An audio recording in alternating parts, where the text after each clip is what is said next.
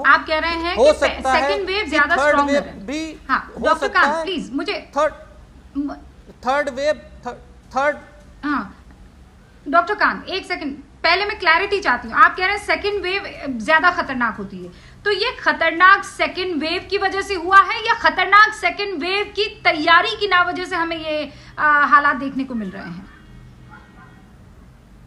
बद इंतजामी सरकार की? मेरे कहने के रूबिका जी, इसके दोनों रीजन हैं।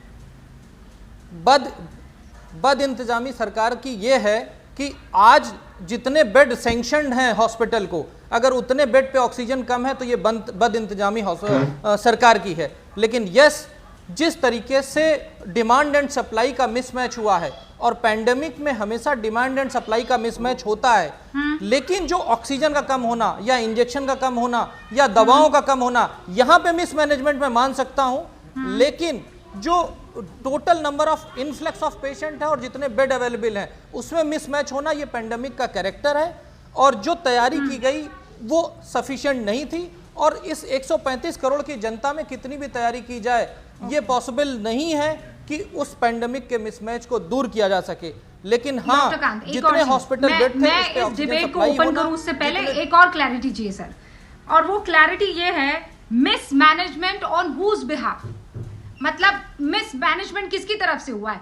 केंद्र सरकार की तरफ से मिसमैनेजमेंट हुआ कि राज्यों की सरकार की तरफ से मिसमैनेजमेंट हुआ, या दोनों का 50-50 है?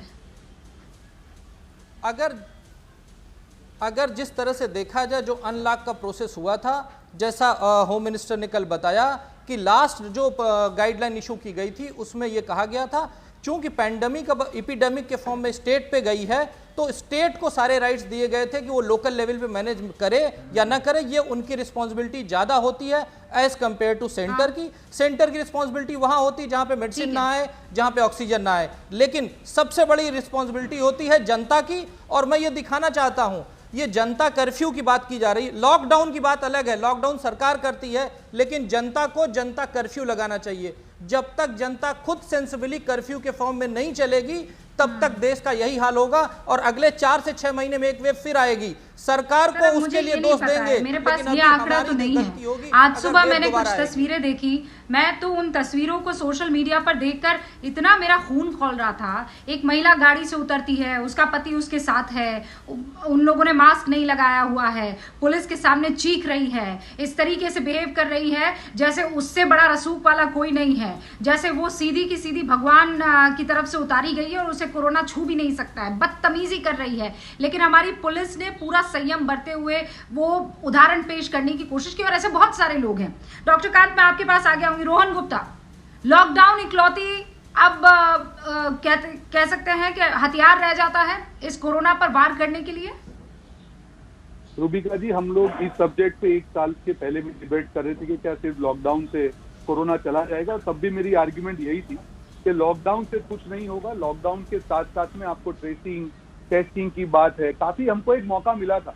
अब ये कह देना कि ये तो होने ही वाला था, मुझे लगता है कि कहीं ना कहीं ये गलतियों का खामियाजा हम लोग भुगत रहे हैं। जब पहली वेव खत्म हो रही थी तब हमारी सरकार ने डिक्लेयर कर दिया कि अब ये खत्म भी आने नहीं वाला है। हमारे सामने पूरे विश्व के पूरे देश थे, उन लोगों ने वैक्सीनेशन की तैयारी की बात हो, ऑक्सीजन की बात हो, किट की बात हो, टेस्टिंग की बात हो, ट्रेसिंग की बात हो, और जो भी चीजें कर सकते थे उस पर तैयारी की। और हमारे में प्राथमिकता क्या थी? चुनाव की हमारी प्राथमिकता, हमारे वहां थी अलग अलग पीआर के एजेंडा प्राथमिकता थी। ये नहीं होना चाहिए था रूबिका जी। मैं इसको मैन मेड डिजास्टर मानता हूं। कोई ये कहे कि दूसरी वेव आने वाली थी, ये बिल्कुल गलत है। हम इसको रोक सकते थे, पर हमारी प्राथमिकता कुछ और थी। और एक चीज है वैक्सीनेशन की, हम लोग बात कर रहे हैं, हमने बहुत जोर पीटा कि नहीं हम लोग मेड इन इंडिया, हम लोग वैक्सीन बना रहे हैं, पूरे वर्ल्ड में हम लोग दे रहे हैं। जरूरत क्या थी? जब तक हर भारतीय को वैक्सीन नहीं मिले तब तक 7 करोड़ वैक्सीन दूसरे देशों में भेजने की। मैं ये बात इसलिए कह रहा हूं कि जो पॉपुलेशन, परसेंटेज ऑफ पॉपुलेशन जिसको वैक्सीनेशन दिया गया है वो पूरे वर्ल्ड में भारत सबसे कम है। 6% से आसपास करीब लोगों को ही वैक्सीनेशन दिया गया है।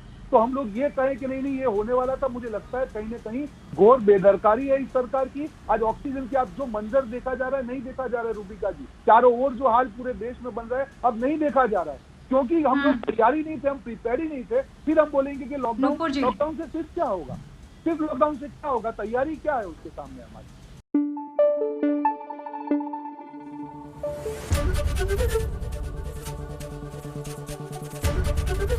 एबीपी न्यूज आपको रखे आगे।